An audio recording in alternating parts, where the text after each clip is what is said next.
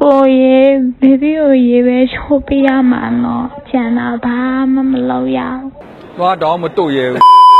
ရဲရဲတောက်တော်လန်ရေးသမားစစ်အာဏာရှင်တွေရဲ့တသက်တကျွန်းပြစ်ဒဏ်နှစ်ရှည်ထောင်ဒဏ်တွေကိုကြမ်းကြမ်းခံခဲ့သူဓားတောင်ကိုကြော်ပြီးမီးပင်လေကိုဖျက်ခဲ့တဲ့ကိုကျွန်းပြန်မန်းကြီးမောင်ဟာသူ့ဘဝရဲ့လက်ကျန်အချိန်တွေကိုတော့စစ်အာဏာရှင်တွေရဲ့အတုံးချခံရုပ်သေးရုပ်တရုပ်အနေနဲ့ညီကုန်းချုပ်သွားတာကတော့တကယ်ရင်နှင်းဖွယ်ရာဖြစ်ရတစ်ခုပါပဲ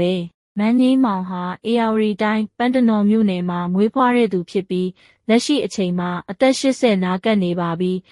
1968မတိုင်ခင်မှာ KNU နဲ့ချိတ်ဆက်ပြီးမြို့ပေါ်မှာပဲ UG အဖြစ်လှုပ်ရှားခဲ့ပါတယ်1960ခုနှစ်မှာတော့အာဏာရှင်ဦးနေဝင်းအစိုးရရဲ့ဖမ်းဆီးမှုကိုခံလိုက်ရပြီးပုံစံအမျိုးမျိုးနဲ့ပြင်းပြင်းထန်ထန်နှိပ်စက်ခံခဲ့ရပြီးစစ်ကြောရေးဝင်ခဲ့ရပါတယ်အဲဒီနောက်ထောင်ဒဏ်တစ်သက်တကျွန်းချမှတ်ခံလိုက်ရက1969မှာကိုကျွန်းတို့ပို့ဆောင်ခြင်းခံလိုက်ရပါတယ်ကိုကျွန်းမှာရှိနေတဲ့အချိန်ဘဝတူနိုင်ငံရေးအကျဉ်းသား2ဦးနဲ့အတူ14ရက်ကြာအောင်ပင်လယ်ပြင်ကိုဖြတ်ပြီးထွက်ပြေးခဲ့ပါတယ်အဲ့ဒီအချိန်တုန်းကကိုကျွန်းထောင်ဟာခြံစည်းရိုးကာရန်ထားပေမဲ့သူ့အချိန်နဲ့သူအကျဉ်းသားတွေကိုအပြင်ထွက်ခွင့်ပေးပါတယ်ဒါကြောင့်မို့မန်းကြီးမောင်တို့ဟာရရှိတဲ့အချိန်တွေကိုအကျိုးရှိအသုံးချပြီးလှေတစ်စီးကိုလျှို့ဝှက်တိစောက်ခဲ့ပါတယ်။ဒါအပြင်လမ်းခရီးမှာစားတောက်ဖို့အတွက်ပင်လယ်လိပ်တွေကိုအချောက်လန်းချက်ခိုးတင်ပြီးရိတ်ခါစုခဲ့ပါတယ်။ကျွန်းပေါ်မှာစိုက်ပျိုးထားတဲ့ကစွန်းဥတခွားသီးတွေကိုလည်းစုဆောင်းထားခဲ့ပါတယ်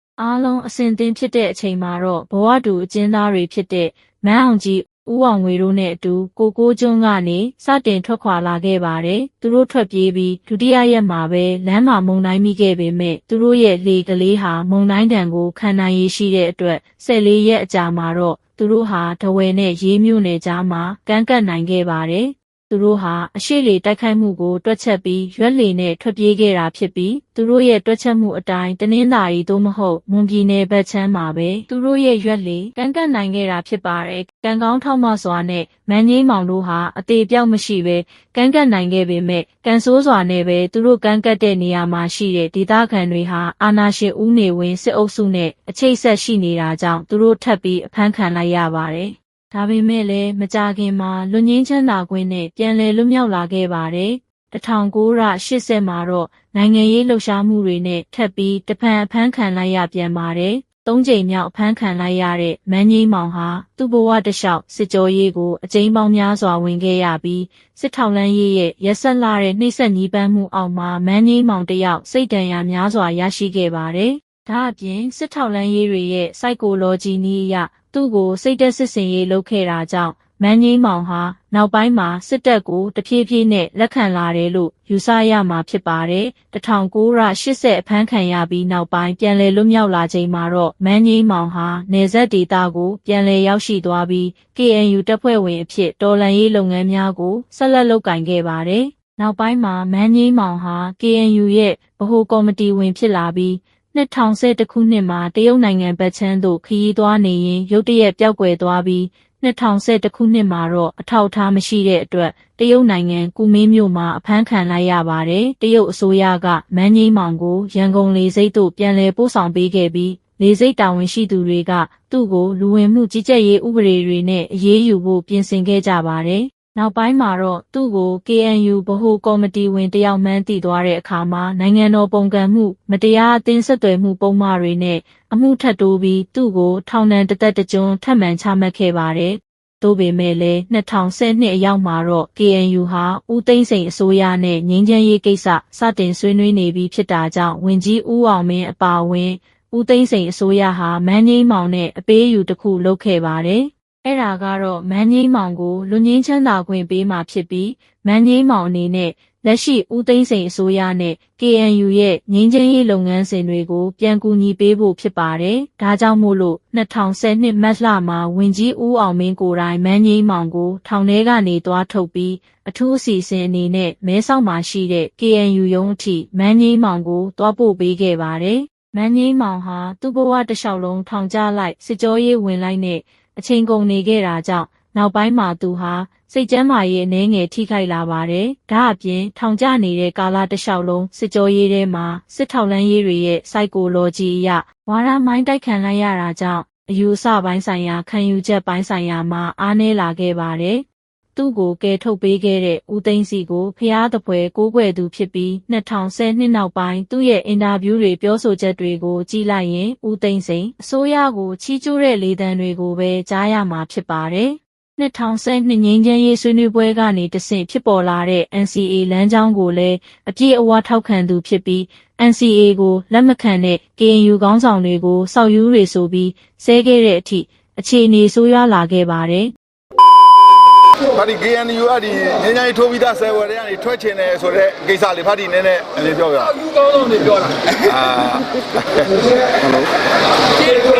ဆိုတာခင်ဗျခက်ခဲရင်လောက်ထားတယ်နိုင်ငံတကာအသိမှပြုတာနော်နှစ်ပေါင်း90ကျော်ပမာပြည်ရဲ့သမိုင်းမှာနော်ဒီလိုခိုင်မာတဲ့စာချုပ်စာတမ်းတစ်ခုမှမရှိဘူးအဲ့လိုပြောတဲ့လူတွေက ACO သိပြအောင်လုပ်တာ UPC ကိုသိပြအောင်လုပ်တာနော် GMC ကိုသိပြအောင်လုပ်တာနော်ဒါခင်ဗျားတို့ရေးလိုက်ကျွန်တော်ပြောတဲ့ဟာ easy မျိုးရေးလိုက်သားရောအဖွဲတွင်းမှာရောညီနိုင်မှုတွေပြန်လုပ်ဦးမလားဒီမှာဒါကိုခင်ဗျားတို့ပိတ်ကားပေါ်မှာဆက်ကြည့်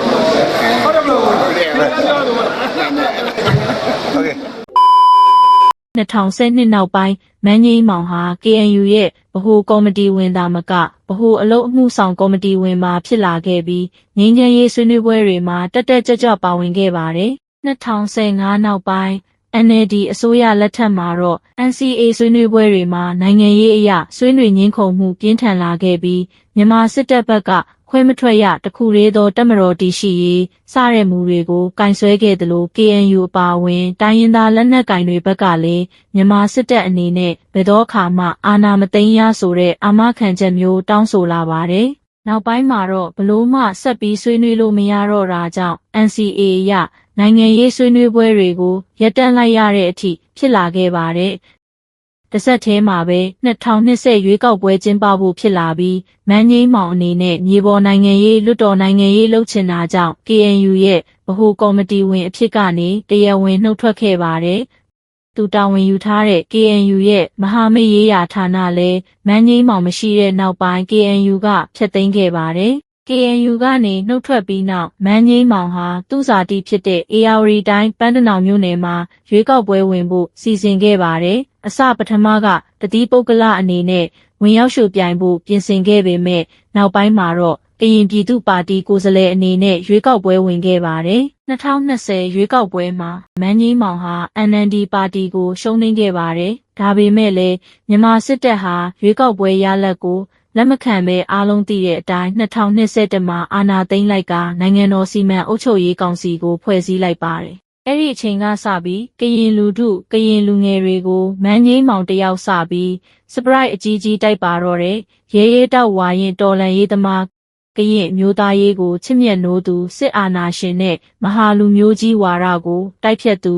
KNU ထိပ်ပိုင်းခေါင်းဆောင်ဟောင်းမန်းကြီးမောင်တယောက်2021ဖေဖော်ဝါရီလ2ရက်နေ့မှာမင်းအောင်လှိုင်စစ်အုပ်စုရဲ့နာဆကအဖွဲ့ဝင်ဖြစ်လာပါတော့တယ်။မန်းကြီးမောင်ရဲ့လုပ်ရက်နဲ့ပတ်သက်ပြီးကရင်လူထုကပြင်းထန်စွာဝေဖန်ခဲ့သလိုမြန်မာနိုင်ငံအနှံ့ကကရင်လူငယ်တွေစုစည်းထားတဲ့ကရင်လူငယ်ကွန်ရက် KYN ကနေပြီးတော့မန်းကြီးမောင်ကိုလူမှုရေးပြစ်ဒဏ်ပေးဖို့ဝိုင်းပြီးဖယ်ကျင်ဖို့စာထုတ်လာတဲ့အထိမန်းကြီးမောင်ရဲ့လုပ်ရက်တွေကိုစန့်ကျင်ခဲ့ကြပါတယ်။နိုင်ငံတော်စီမံအုပ်ချုပ်ရေးကောင်စီဝင်ဖြစ်လာတဲ့မန်းကြီးမောင်ဟာတကယ်တမ်းနာဆကအဖွဲ့ထဲမှာအကြံပေးသဘောအနေနဲ့သာဟန်ပြခံထားခံရတာဖြစ်ပါတယ်။မင်းအောင်လှိုင်အနေနဲ့သူ့ရဲ့ကောင်စီအဖွဲ့ဝင်ထဲမှာတိုင်းရင်းသားပေါင်းစုံပါတီပေါင်းစုံပါဝင်နေဆိုပြီးလိမ်လည်လှည့်ဖျားဖို့အတွက်မန်းကြီးမောင်အပါအဝင်အခြားသောတိုင်းရင်းသားနိုင်ငံရေးသမားတွေကိုနာဆကအဖွဲ့ထဲမှာဟန်ပြထည့်ထားတာဖြစ်ပါတယ်။တကယ်တိုင်းလုတ်ပိုင်ခွင့်တွေဆုံးဖြတ်ချက်တွေကိုတော့မင်းအောင်လှိုင်တယောက်တည်းပဲချမှတ်တာဖြစ်ပါတယ်။မင်းအောင်လှိုင်ရဲ့နာဆကအဖွဲ့ဝင်ဖြစ်လာတဲ့မန်းကြီးမောင်ကိုအမေရိကန်၊ဩစတြေးလျ၊ဥရောပသမဂ္ဂနိုင်ငံတွေကအရေးယူဒဏ်ခတ်ပိတ်ဆို့မှုတွေလှုပ်ဆောင်ခဲ့ပါတယ်။ဒါပေမဲ့လည်းမန်းကြီးမောင်ဟာနိုင်ငံခြားမှာဘာရင်းနှီးမြှုပ်နှံမှုမှမလုပ်ထားသလိုပြည်ပခရီးစဉ်တွေလည်းတွားရောက်လေးမရှိတာကြောင့်ဒီအရေးယူပိတ်ဆို့မှုတွေကသူ့အတွက်ဘာမှမထိခိုက်ခဲ့ပါဘူး။2020မှာတော့မင်းအောင်လှိုင်ဟာမန်းကြီးမောင်ကိုစီတူပွဲပေးအပ်ခဲ့ပါတယ်။မင်းအောင်လှိုင်ဟာမကြာခဏကောင်စီတွေကော်မရှင်တွေပြောင်းလဲဖွဲ့စည်းခဲ့သလိုဝင်ကြီးဌာနအဖွဲ့ဝင်တွေကိုလည်းမကြာခဏအပြောင်းလဲလုပ်တတ်ပေမဲ့မန်းကြီးမောင်တယောက်ယာဒူးမြဲခဲ့ပါတယ်။ လက်ရှိအတုအယောင်ရွေးကောက်ပွဲကျင်းပပြီးအစိုးရသစ်ဖွဲ့စည်းခဲ့သည့်တိုင်ပြည်ထောင်စုအတိုင်ပင်ခံကောင်စီဆိုတဲ့ကောင်စီတစ်ခုကိုထပ်မံဖန်တီးပြီးအဲကောင်စီမှာမန်းငိမ့်မောင်ကိုအဖွဲ့ဝင်အဖြစ်ထပ်မံတာဝန်ပေးအပ်ခဲ့ပြန်ပါတယ်။မင်းအောင်လှိုင်ရဲ့စစ်အုပ်စုထဲမှာအပါတော်မြဲဖြစ်နေတဲ့မန်းငိမ့်မောင်ဟာအခမ်းအနားတက်ရောက်ရတဲ့ဟန်ပြရာထူးတွေကိုသာရရှိထားပြီးဘာလို့ပိုင်ခွင့်အာဏာမှရှိမနေပါဘူး။တစ်ချိန်လုံးကရဲရဲတောက်တော်လန်ရေးသမားကြီးဖြစ်ခဲ့တဲ့မန်းငိမ့်မောင်ဟာအခုချိန်မှာတော့အသက်80ဝန်းကျင်ရှိနေပြီးသူ့ဘဝတစ်လျှောက်လုံးသူတော်လန်ခဲ့တဲ့စစ်အုပ်စုကိုသူပြန်ခတ်စားနေရတဲ့အနေအထားဖြစ်သွားပါပြီ။သူ့ဘဝရဲ့နေဝင်ချိန်ကိုတော့စစ်အာဏာရှင်တွေရဲ့ကြွေးတာယူခိုင်းတာလုပ်ထားတဲ့နေရာမှာနေရတဲ့ဘဝဖြစ်သွားပါပြီ။မန်းငိမ့်မောင်ကိုကြည့်ပြီးနိုင်ငံရေးတန်ဝေကတွေအများကြီးယူစရာရှိနေပါတယ်။ရန်သူရဲ့ဖမ်းဆီးခြင်းကိုမကြာခဏခံရတဲ့သူရန်သူနဲ့အမြဲတပူးတွဲလုပ်နေသူတွေဟာနောက်ဆုံးမှာရန်သူရဲ့ခိုင်းဖက်ကြုံကြီးဖြစ်သွားတတ်တဲ့အကြောင်းမန်းငိမ့်မောင်အပါအဝင်ရှေးတုန်းကကရင်တော်လန်ရေးသမားကြီးများစွာကတာရကပေးခဲ့ပြီးပါပြီ။